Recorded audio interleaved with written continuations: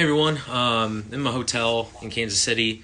Just got back from the Sprint Center, and wow, what a night of just pure pandemonium in more ways than one. As you may well be aware of the many closings that are happening around the world of sports due to COVID-19, aka the coronavirus. Now, this is something that's been going on for about a month or so. For those of you who are just hearing about this now, how have you missed out on this? But anyway, they have canceled, or they've closed down the tournament to the Big 12 tournament to the public, as well as we had the NBA shutting down the rest of the season for now. We'll see what happens moving forward with Rudy Gobert being diagnosed with the coronavirus, which is really just the most heartbreaking news of the evening. We also have some other celebrities like Tom Hanks getting diagnosed with coronavirus as well, and it's really crazy because you take a look at the actual statistics of this virus. The numbers are actually very small in terms of the number of people that have been actually affected. You have only about a little over 1,000, but then you just take a look at what's going on overseas, and that's where the heart of the problem is. Now, of course, what does that have to do with sports?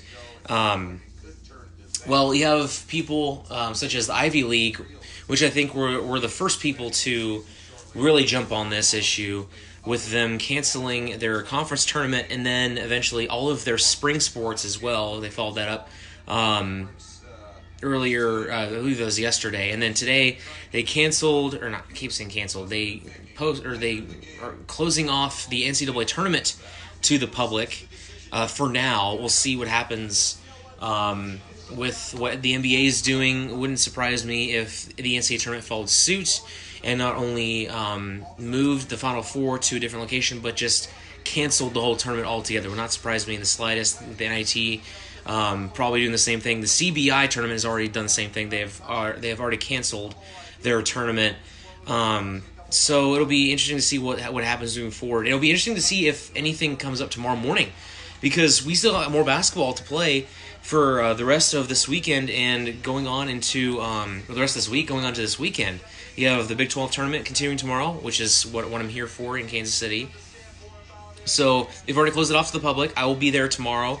I will be attempting to call the K-State game versus Baylor. That will be on the Wildcat 91.9 FM Facebook page. We'll go live on their Facebook page, and I'll be broadcasting it then at 6 o'clock. And we'll see what happens with this thing. I'll be there probably. I'll try to be there all day. Well, obviously, what they're doing for in between games is they're clearing everyone out in between games, which is something they've never done. It's always been they clear out for each session, and then but for some reason this time they're clearing out for each game. I'm kind of concerned, or not concerned, but rather just curious what they're going to do in between each game to get themselves ready for the next game. So there'll be 11 o'clock game between Texas and Texas Tech. Then they'll have to clear everybody out, make sure that everything's sanitary, bring everybody back, and then they'll have KU play against Oklahoma State. They'll do that, and they'll be able to clear everything out for the second term games. K-State plays next at 6 o'clock. Hopefully everything will be clean for that game. They're going to clear everybody out, bring everybody back in for the 8 o'clock game, which is probably going to be closer to 8:30, which tonight K-State tipped at 8:40. So I'll be broadcasting that game once again. Tonight we didn't quite go as planned. We were planning on going over the air. It didn't end up working out just because we were working with new tech. It was very strange. It was a very strange scenario, but we weren't able to go over the air. We'll be able to be live on Facebook tomorrow on Wildcat 91.9's Facebook page, so be sure to like that if you haven't already. We've done one broadcast there so far. It went pretty well. We'll try to get that cranked out, and then hopefully we can keep winning games and see how far we can go with this thing. We'll see what happens. But in terms of the actual game itself, this was a very interesting game to me because K-State was actually well ahead early off at the beginning, which is something that is not really very common. They got out to a 23-8 lead, and then they ended up blowing that lead, which was kind of inevitable because of how cold TCU was shooting. They were bound to make some shots every once in a while, or eventually, rather. So they started coming all the way back, and this thing was a dogfight for the majority of the second half. And then K-State won down the stretch, which is something that they have not done hardly all year long. This has been a huge thorn in their side. They got it done.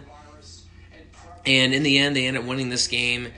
And shoot, we'll see what happens against Baylor tomorrow. I really do like their odds to keep this game close for the majority of the game. They might be down by 8 or 10 and then work their way back. I'm really concerned for Baylor right now in terms of their ability to get hot at this point in the season, just because K-State, they're coming in with a game under their belt already this weekend, and then on top of that, Baylor, they've just been ice cold. The past few games, they've only won 3 of the last 5 games, so they've only won 2 of their last 5 games. They've lost 3 of the last 5. So we'll see what happens with that. I'm very interested to see how Baylor does. But in the end, I think pretty much every single game tomorrow I think is going to be close. Texas Tech is going to be a lot of fun. Shaka Smart versus Chris Beard. That'll be a really good coaching matchup. Shaka Smart still fighting for his job. Then you have Oklahoma State and KU. KU also same thing. Well, they're much more well off in terms of their momentum is concerned. They've won 16 games in a row, but they are still going to be playing behind a little bit. They're not quite as warm as Oklahoma State is, with them beating Iowa State tonight. By the way, fantastic ending to that game.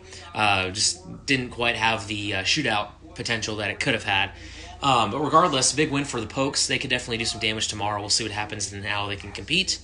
And then you have the final game of the night between Oklahoma and West Virginia. And that game, I think, is going to be close all the way through, with Oklahoma and West Virginia both kind of fighting for their spot in the field of 68. I feel like West Virginia is in for sure. Oklahoma still has a little bit of work to do, but I feel like you could still make a really good case for them, even if they do lose tomorrow. But we'll see what happens. I think that's going to be a good one. And honestly, predicting it, not easy. I think I ended up picking Oklahoma. But then again, I picked Stanford to win the Pac-12 tournament, and they lost tonight. So thanks a lot, Stanford. I hope they don't make it in the tournament now. Ridiculous. But regardless, it should be a lot of fun, and can't wait to see what happens if we do play tomorrow and the rest of the weekend. But for now, those are the games that we have. Those are my thoughts on it, and thank you all so much for watching. And again, 91.9's Wildcat 91.9 FM's Facebook page is where you will find the game broadcasted tomorrow.